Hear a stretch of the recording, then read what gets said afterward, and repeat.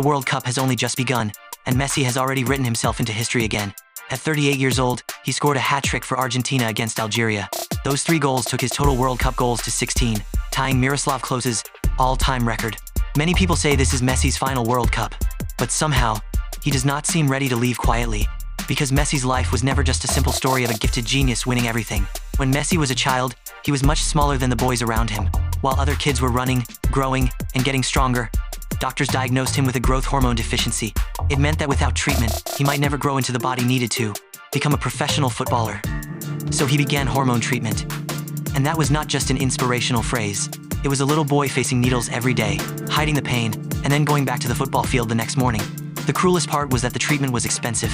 His family could not easily afford it forever. To many people, Messi had talent, but that talent came with a price too heavy to carry. Clubs in Argentina hesitated, and his future became uncertain. Then, at 13 years old, he left his hometown of Rosario and moved to Barcelona.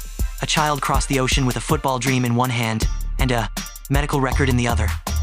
Later, his mother and family returned to Argentina, but Messi stayed in Spain with his father. He missed home. He missed his friends. He missed the life he used to have. But he could not turn back, because deep down, he knew he was not just chasing a trophy. He was fighting for the chance to grow up. Years later, the world remembers the dribbles, the goals, and the World Cup trophy.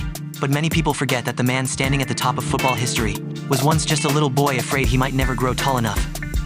In 2022, he finally lifted the World Cup. Everyone thought the story was complete, but 4 years later, he scored another World Cup hat-trick and tied an all-time record. That is what makes Messi truly terrifying. It is not just how many times he has won.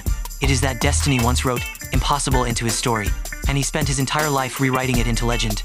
If this is Messi's final dance, what kind of ending do you hope he leaves behind?